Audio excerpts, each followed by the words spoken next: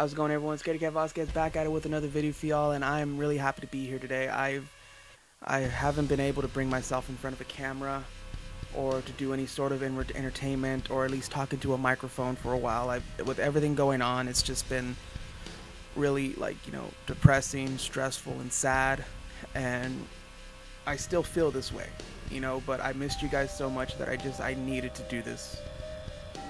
And I don't want anyone to feel like I'm trying to take attention away from what's going on. I'm trying to be a sort of distraction. No, I still want to draw awareness of everything going on. Please excuse the fireworks.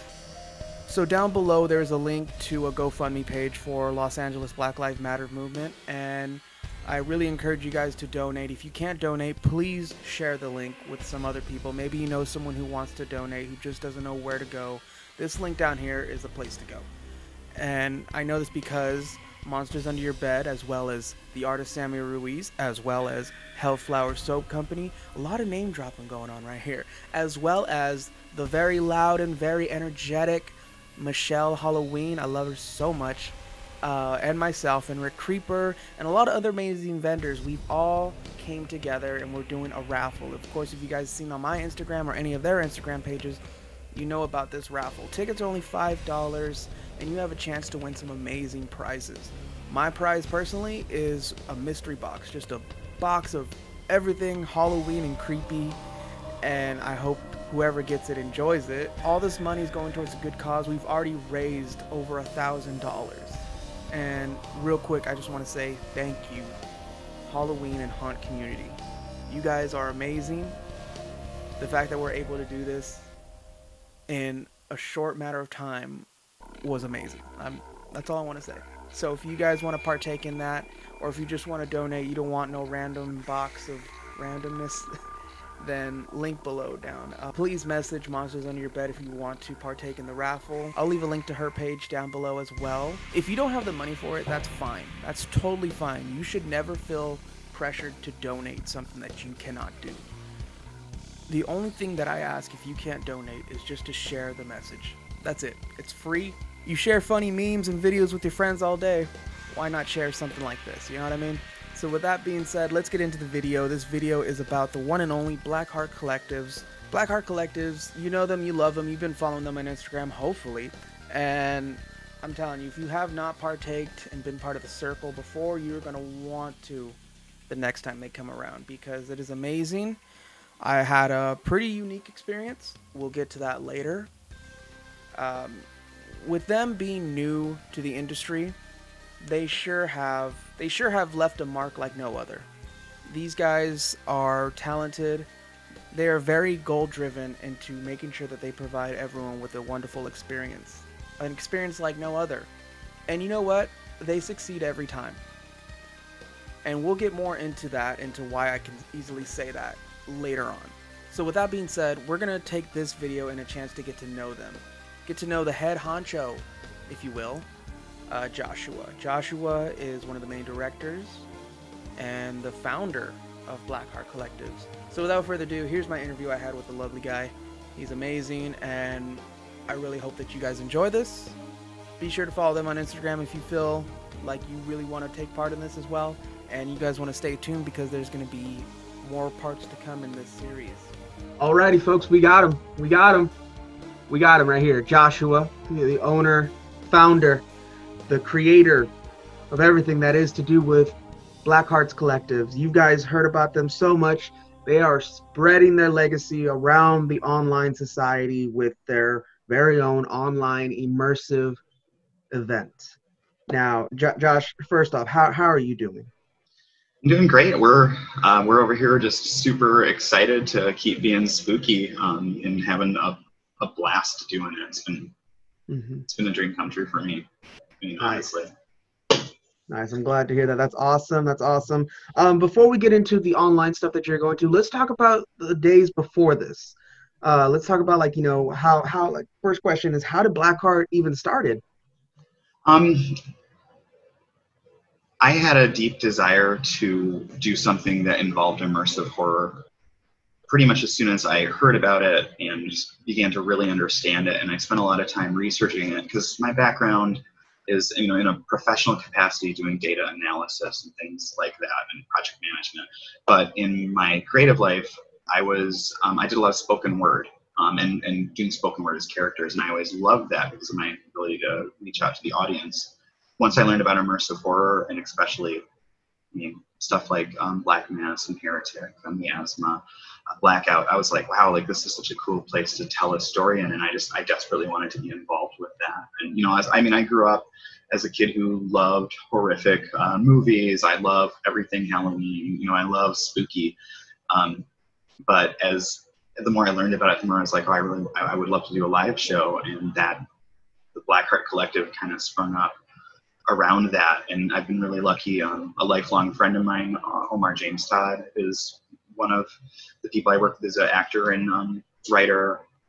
Melody Phillips, who's an amazing haunt actress who did, you know, HHN in Orlando, and Rachel Zilbert, who's another actor and writer who's just this amazing writer who's got all these, is super passionate about immersive, and then of course my partner Joy, and we all just kind of formed up around this idea of this is immersive and how do we tell stories that connect with people and to explore that space. And I was like, let's do it scary. Let's do it scary. Oh, yeah. And so yeah, that's our origin story. So I mean, it started, you know, several months ago, and now all of a sudden, you know, we're about to put on Blackheart 3, the remote experience. Awesome. That's really good. It's really interesting. You know, so the one thing that you kind of already did answer was, were you guys offering other like in-person immersive shows or extreme haunts before the whole COVID stuff?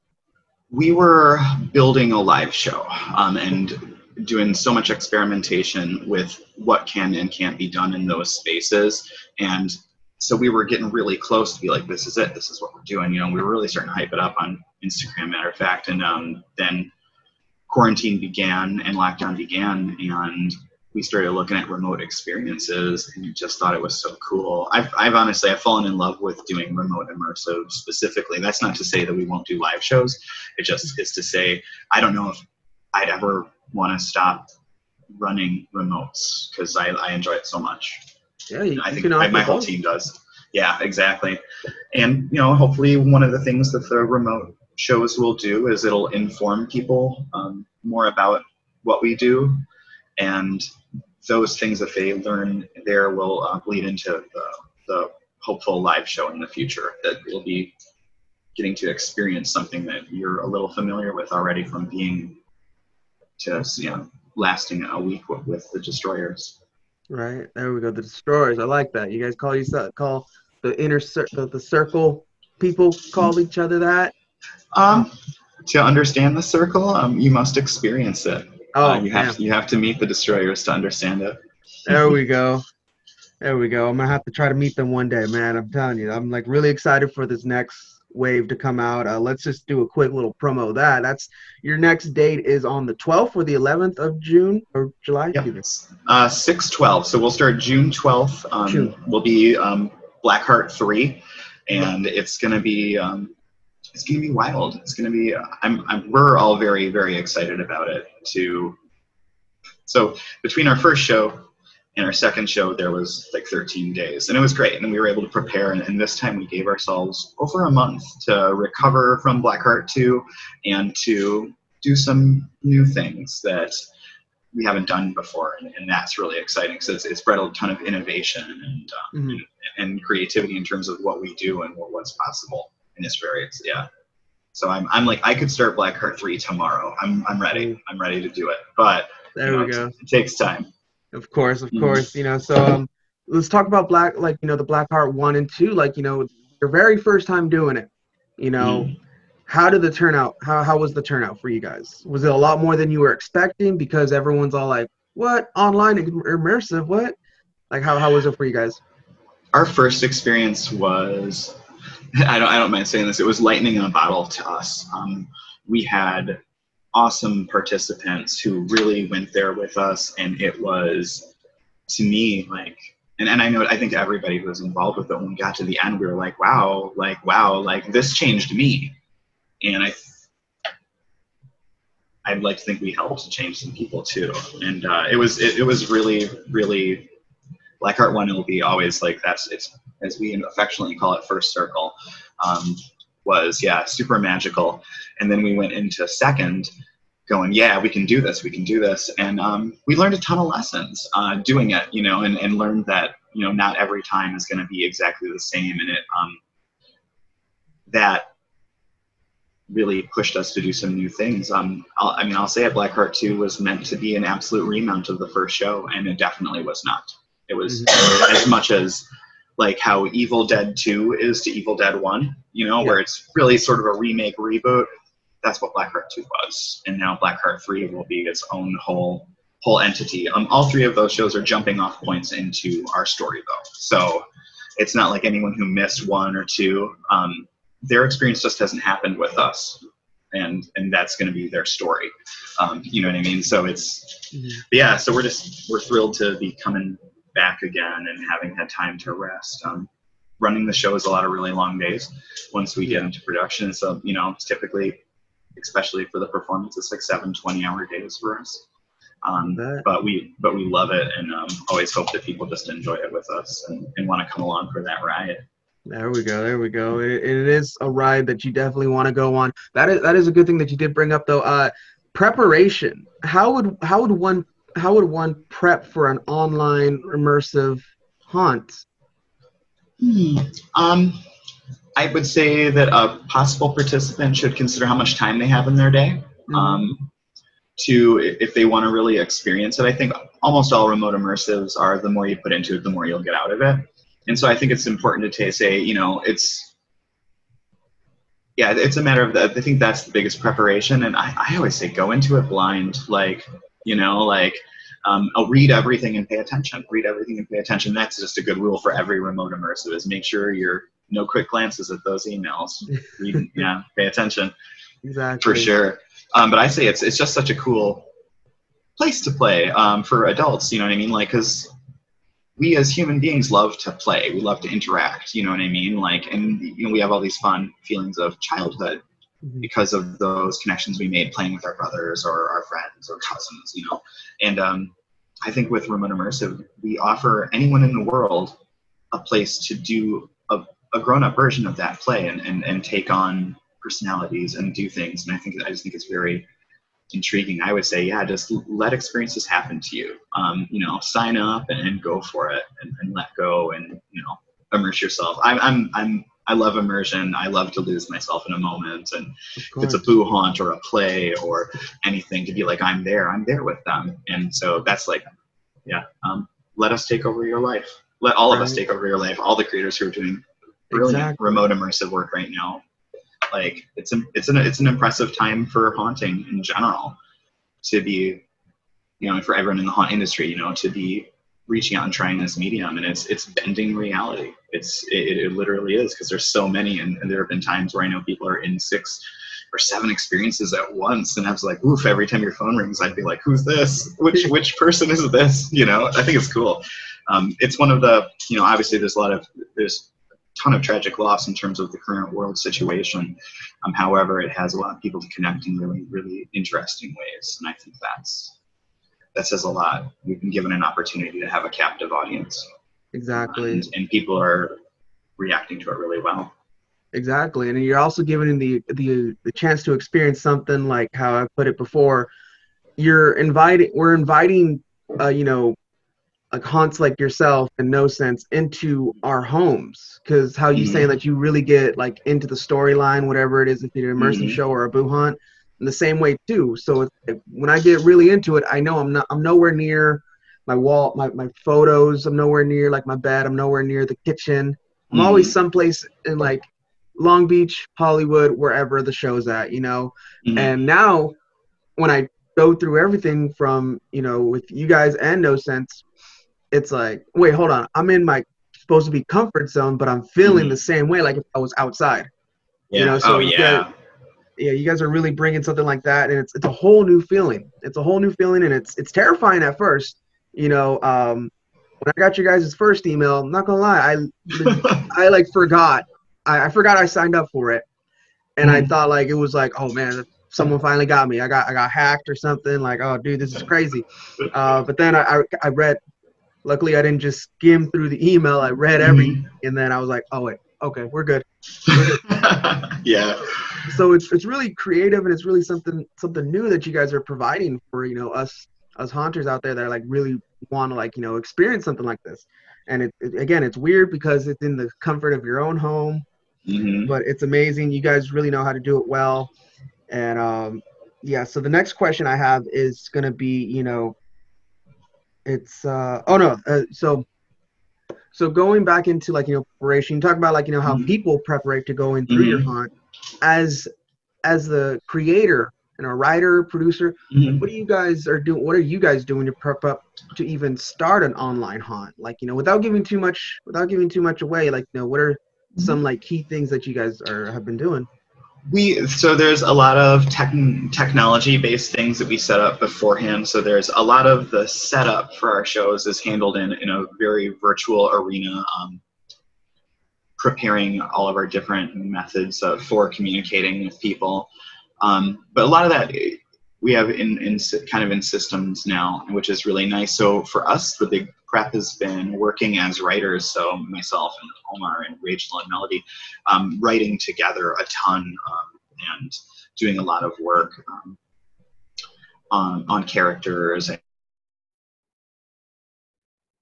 We immerse ourselves in our characters a ton when no one's even watching. Like, you know, so like that's our huge prep, is just, it's always, you know, and having discussions about, you know, how to do things. And so it's, you know, we're all pretty open with having those discussions. And so, yeah, that's our big prep. Now, in the beginning, it was a lot of, it's a lot of determining how to do stuff. And we're still doing that too. So yeah, so our prep state is, we know our show, we've got our plot, you know, and so now it's this is time for us to just add icing, like just even more icing, and so it's really cool. There we go. I feel like it also, like, you know, being online and, you know, having to wait for an email and then reply to that email, it gives you guys a good amount of time to, like, really, like, work on your improv, because with most immersive shows, if it's in person, if someone says something that really wasn't expected, you got to think spot of how to either, like, get that person back in the storyline, or to just like find some way to fix something. So with it being online, I feel like, you know, you guys have a little bit more time doing that. Has that ever come across, though, without giving too much away, where it's like, oh wait, hold on, this is something totally different that we weren't expecting, you know, as far as response from participants? Absolutely. I'll say that the participants can really move our storyline quite a bit, and we never know how that's going to happen. We never know. And that's always interesting. We can plan a ton, but it's just like, you know, you never know exactly what's going to happen in that moment, how someone's going to react, and then the things that can cascade off that moment. And we live for those moments where we go, all right, how do we deal with this? And, you know, and like, what's, you know, like, and we try to find ways to use those moments to help push story as well. And so it's a lot of strong reactions in one of our experiences, a ton of strong reactions. So we use those and work with the participants. I don't want to use the word use, because that's not it. Our participants help tell our story, and those stories are often breathtaking when it occurs in the live environment for us. And in terms of the live remote, you know, when it's actually happening. So yeah, so that's yeah, it's happened so many times. I can't even. I'm sitting there trying to, like, go in my head and like, you know, yeah, a bunch. And it's, we love to be able to do improv and to take those, you know, any situation, and especially when a story turns left, you know what I mean, and being able to be right there with our participants along the way. So yeah, that's always been a big important part, I think, to the show, is just the idea that the participants have agency. You know, like, our characters are our characters, but they're living and breathing in that space just as much as us, and can manipulate the outcomes of things. There we go. That's a really good answer right there. You know, as just looking on the bright side of the future and everything, what would be something to come as far as like a in-person live event for Black Hearts? You guys going extreme? You're just gonna stay immersive? We're full contact immersive horror. Okay. You know, I've said it before. I have a complicated relationship with the word extreme, I guess. Okay. You know what I mean? And so it's not like bagging on any one person. You know what I mean? Or anyone else like that. But it's yeah. So it's just a matter of I don't want to ever have someone come to us and be like, oh, you're never going to make me tap. Like, and when people have come to me and said, oh, how do I win? I say, well, you win by getting to experience a performance and have a good time. Like, you're winning the whole time you're winning. And so, and so a lot of people use extreme, that word extreme, and I don't anymore, because I'd rather be considered immersive theater. What we do is being immersive horror more than anything else. That's a good point. And especially, like, how you bring it up. I've seen those people before that are like, oh, treat it almost like an obstacle race. It's like, oh, we got to get through this. We got to get through this. Like, if you go through it like that, you're not really experiencing it. Yeah. You're missing out dialogue. You're missing out on this. You're just trying to, like, all right, hurry up and do something to me. Yeah. So, That's a good point right there. That's awesome. And it's not to say that, like, and I think there are people who want that, and it's not to say that those experiences aren't valid either. Oh, yeah. You know what I mean? Like, because I think as long as safety is paramount, safe words are taken seriously, then I think, people should have go to the shows they really, really want to go to. Just not every show is for me. And so to help delineate, make that line between us and what would be more super physical stuff, that's why I always just go immersive horror. Okay, there we go. That's good. That's good. Speaking of tap out, without giving, like, again, too much information, have you guys had any, like, people safe word lately or no? People do safe word. It's for a multitude of reasons, though. Okay. Like, everyone has different comfortability levels in terms of things, and sometimes people aren't, and sometimes always there may not know what those limits are until they're in an experience. You know what I mean? So it's it's always more power to the people who do feel the need to do that, because I'd rather people used a safe word and took themselves out of an environment where that wasn't healthy for them or was not beneficial or entertaining. Yeah. So, but we do maintain a safe word, though, for sure. We need to be able to give people an out and know and let them know there's a clean line of, okay, I'm done doing this. And if someone uses our safe word, all correspondence between us and them stop, and send them a little note, letting them know how much I appreciate them taking part in our experience always, So it's that's good. That's always it's a friendly thing for sure for us, That's really good, and that's good that you're still doing, even though it's an online event, you're still doing what I like to call the cool down. Like, after every extreme show or any immersive show, as soon as you safe word, people like just jump right out of character and like, hey, oh, buddy, you good? You good? Like, yeah. Hey. No, so that's still good that you're able to do that online. Yeah, that's really good. And one thing that you did mention that I wanted to bring up was one question I've asked a few other immersive events, immersive theater groups, and extreme haunts, is when it comes down to scaring the person, and you're really digging into their head, and you're really trying to mess with their I don't want to say mess with, you're really trying to play with their psyche a little bit.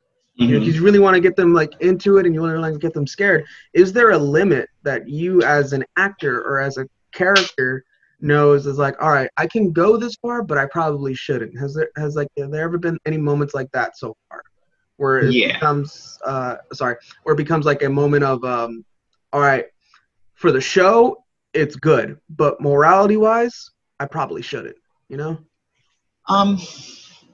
we deeply care about our audience so much, and it's one of the, here you go, this is one of the Blackheart secrets, is that we love everybody so much. We're just scary in the show, you know what I mean? And so we always are looking at what we do is very emotional.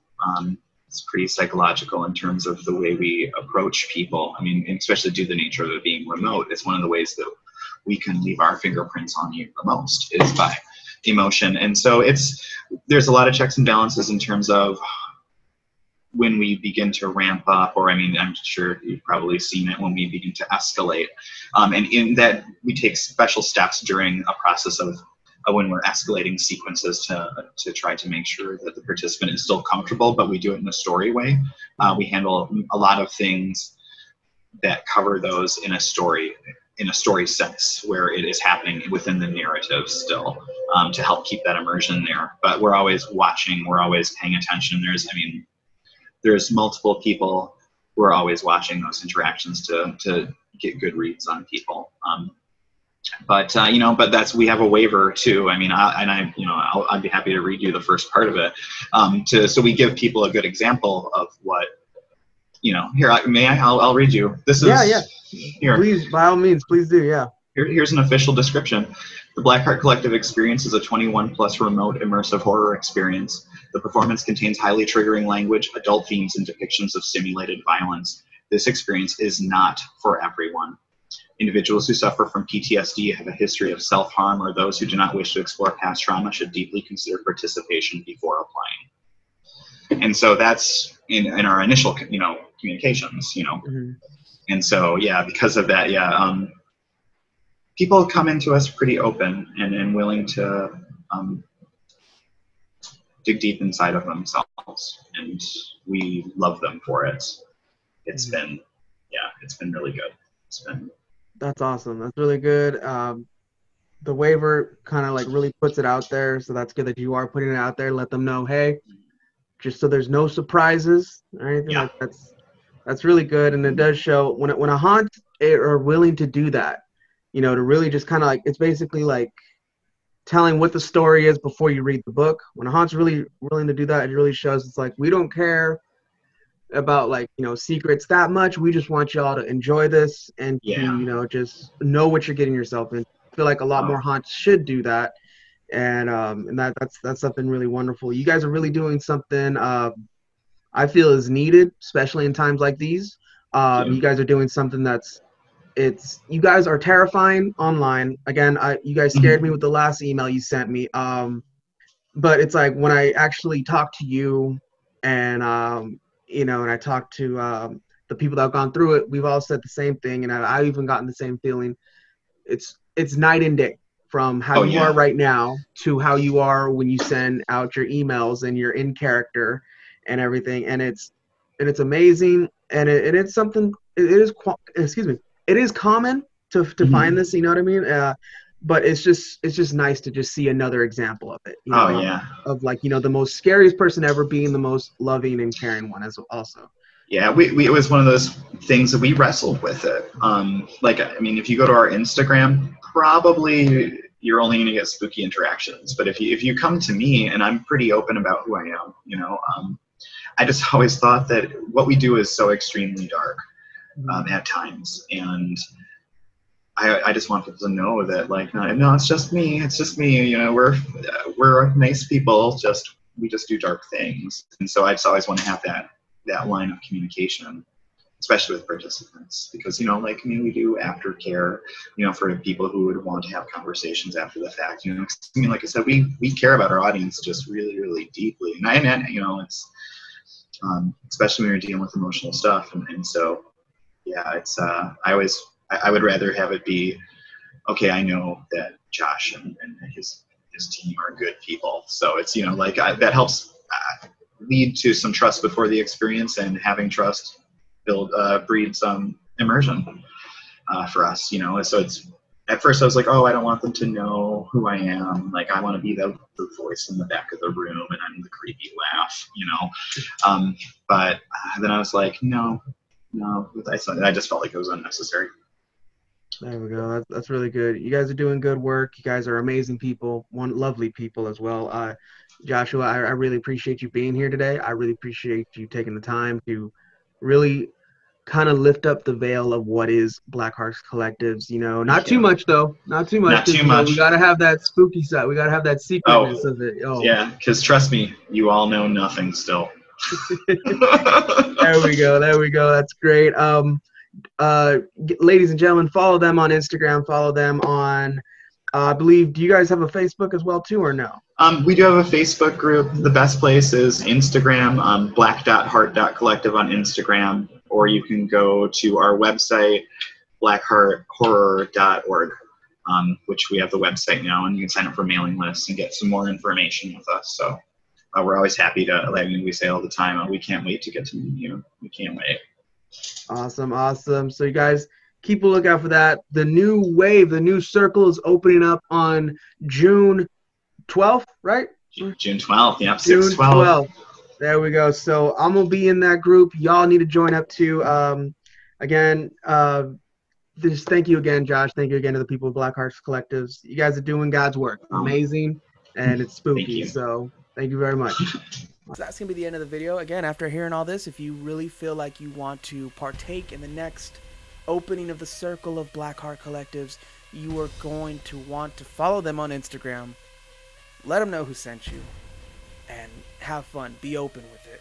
You know what I mean? It's something like no other. And if you guys enjoyed the video, please leave a like and subscribe and hit that notification bell, because you don't want to miss out on what's to come for 2020 in the haunt season, as well as Halloween stuff and anything spooky. That's what I'm here for. I'm here for all your Halloween craves. Thank you guys for watching. I miss y'all very much, and I'll see y'all in the next video.